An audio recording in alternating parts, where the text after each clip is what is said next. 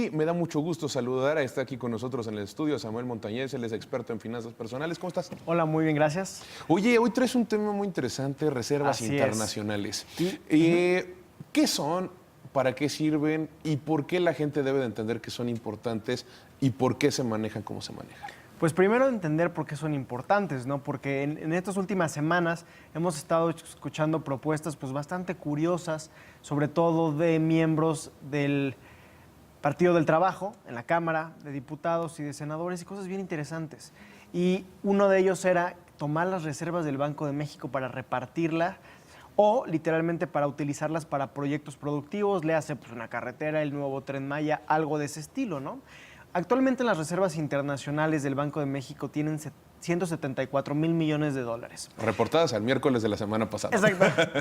Y uno creería que es dinero como que en efectivo, que está, digo, no en una bóveda evidentemente, pero que está como en una cuenta de banco así disponible, y pues no es del todo así. Primero, ¿qué son las reservas internacionales? Son inversiones que tiene el Banco de México en activos sumamente líquidos y denominados en moneda extranjera, también en reservas de oro, pero son activos financieros en realidad. O sea, es un portafolio de activos financieros muy líquidos que pueden hacerlos disponibles de corto plazo, pero no es dinero en efectivo como para mañana vamos a pagar ahí la luz, pues no, realmente no están pensadas de esa manera.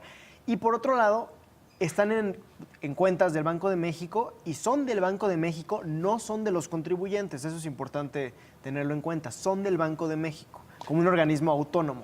Oye, entonces, me pregunta la producción y creo que es una pregunta muy interesante y que puede tener mucha gente de allá afuera. Sí. ¿Qué es un activo financiero? ¿Cuáles son estos activos financieros en los que los tiene? Y precisamente como mencionas, ¿de dónde ha sacado el dinero el Banco de México? Porque dices que es propio y que no es de los contribuyentes y para utilizarlo. Correcto. Pues la mayoría del dinero de las reservas internacionales digamos que se va llenando la bolsa a través de participaciones que Pemex le tiene que dar al Banco de México por designación legal.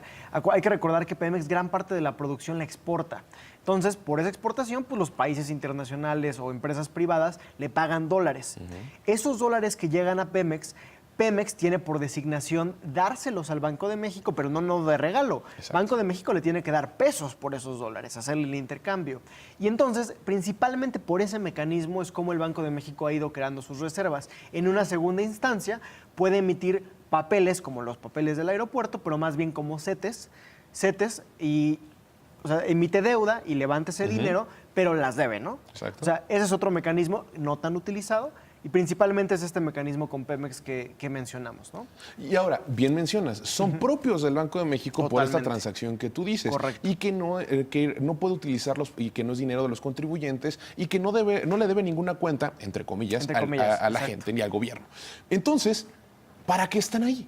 Están ahora sí como que para el servicio más bien del Estado, en el sentido en que están para poder ingerir en alguna crisis económica, macroeconómica, que tenga que ver, por ejemplo, con desfases en la cuenta de capital, por ejemplo, en los flujos de capital del país, en la balanza de pagos, o flujos comerciales que haya, o una inestabilidad financiera provocada por una crisis financiera, como lo tuvimos en 2008 y lo tuvimos en el 95. Y es Está para eso. Y es justamente ahí donde podemos ver la diferencia, ¿no? Correcto. ¿Qué es lo que sucedió con la economía mexicana, tanto en el 94 como en el 2008? ¿Cuáles son las comparaciones de no tenerlas y de sí tenerlas? Exactamente. Justamente en el 95, cuando fue el famoso error de diciembre, las reservas ya habían caído a 6,000 millones de dólares. Y hoy 174 más otros 70, 90, depende, 1,000 millones de dólares de línea de crédito del Fondo Monetario. Entonces realmente estamos por encima de los 250.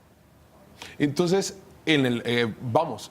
Y en aquel entonces todo el mundo sabemos, ya lo mencionaste, lo que sucedió en el error de diciembre, correcto, la crisis económica que se tuvo. En el 2008 no hubo tal, a pesar de que el mundo sufrió una crisis, hubo grandes problemas, pero en México, aparte de que se tenían las reservas internacionales, se tenía la línea de crédito del Fondo Monetario Internacional y se tenía una estructura distinta macroeconómica. Correcto. ¿Cuál crees tú que entonces sea la explicación o cuál es el punto que debe de entender la gente de por qué existen estas reservas y cuál es la comparación a hacer entre estas dos crisis o estos dos momentos que vivió el país y por qué en uno sí se sufrió y en otro no? Pues otro punto importante es entender que el Banco de México, como si fuera una empresa, literalmente, o sea, una empresa que sí puede tener utilidades y a veces las tiene activos y pasivos. Activos es todo lo que tiene una empresa y pasivos es lo que debe para financiar estos activos que tiene. Las reservas internacionales, una de sus funciones fundamentales es respaldar todos los billetes y monedas en circulación. Hay que recordar que el Banco Central es el que tiene el monopolio de la emisión de billetes y monedas. Son todos los que usamos todos los mexicanos y eso se le llama masa monetaria o base monetaria. Imaginémonos que tenemos 10 pesos o sea, tú y yo tenemos 10 pesos, son todos los pesos mexicanos que existen en el país.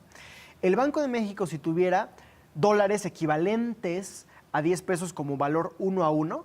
Entonces, si tuviera 10, o imaginémonos, tiene 10 dólares y aquí tiene 100 pesos, ¿no? Entonces, podemos decir que ahí podemos hacer una paridad.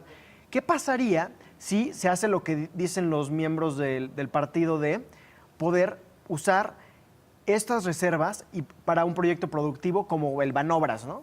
Entonces, ahí le tendría que hacer un crédito al gobierno, o sea, no regalarle, hacerle un crédito al gobierno, pero estas reservas que están respaldando este dinero en circulación bajarían. ¿Y qué pasaría si hay menos reservas respaldando el dinero? El poder adquisitivo del dinero baja. Cuando hace eso el Banco de México, si hiciera eso, ojalá que no, se dice que está emitiendo dinero inflacionario. O sea, ese dinero que le daría al gobierno se considera inflacionario porque no lo está demandando el mercado porque se necesitan más monedas y o no más existe, billetes. básicamente no existe el respaldo para él. Muchísimas gracias, Exacto. Samuel. Gracias.